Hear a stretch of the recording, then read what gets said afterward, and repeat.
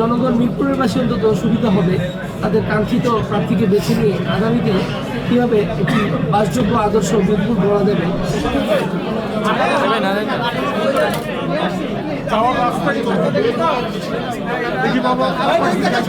সাজু ভাই দিকে একটু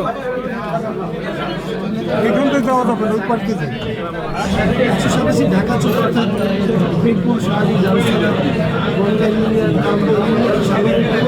রূপনগরের অংশ।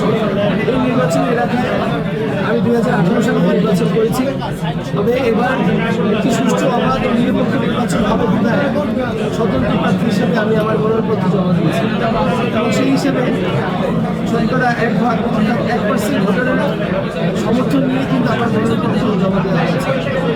প্রত্যেকেই দীর্ঘ 17 বছর পর ফ্যাসিস্ট উত্থানের পর জনগণের মধ্যে যে প্রত্যাশা তাদের অবাধ নিরপেক্ষ নির্বাচনের মাধ্যমে তাদের সংবিধান প্রদত্ত অধিকার অর্থাৎ ভোটাধিকার প্রয়োগের যে আকাঙ্ক্ষা, সেই আকাঙ্ক্ষার দাবিতেই কিন্তু আমি আজকে স্বতন্ত্র প্রার্থী হিসেবে দেওয়া।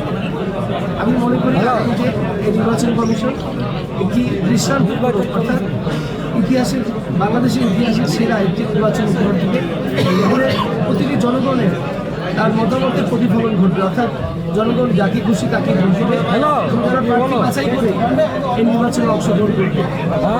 যেসব প্রার্থী দাঁড়াচ্ছেন তারা প্রত্যেকেই কোনো না কোনো অঙ্গীকার নিয়ে আসছেন। আমি মনে করি স্বতন্ত্র প্রার্থী হিসেবে আমি সরকার হিসেবে মিরপুরবাসীর যে ভালোবাসা আজীবন আমার পরিবারের প্রতি, অর্থাৎ আমার মরহুম বাবা বৃহত্তর মিরপুরের সাবেক এমপি আলাদ এসে খালেক সাহেব, উনি 5 বার সংসদ সদস্য নির্বাচিত হয়েছিলেন, তার প্রতি যে ভালোবাসা দিয়েছেন মিরপুরবাসী, আমি তারই ধারাবাহিকতায় এবার স্বতন্ত্র হিসাবে মিরপুরবাসীর জন্য কাজ করার জন্য আগামীতে মিরপুরের যে তরুণ প্রজন্ম তাদেরকে নিয়ে কাজ করার জন্য একটি আধুনিক বাসযোগ্য আদর্শ মিরপুর গড়ার জন্য এই ঢাকা 14 আসনে স্বতন্ত্র প্রার্থী হয়েছে। এবং আমার দৃঢ় বিশ্বাস এবারের নির্বাচনে শান্তি শৃঙ্খলা সহ কোনো ধরনের সহিংসতা রোধ করতে নির্বাচন কমিশন যথাযথ ব্যবস্থা নেবে।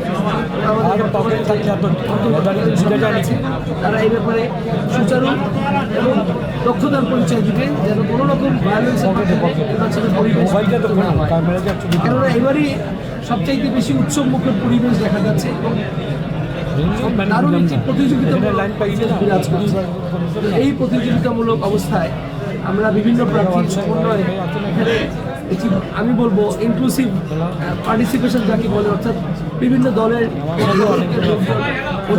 প্রত্যাশী, তাই জনগণ খুব সহজেই এই একাধিক আমি আমার জানা মতে এই পর্যন্ত 7টি মনোনয়ন জমা হয়েছে।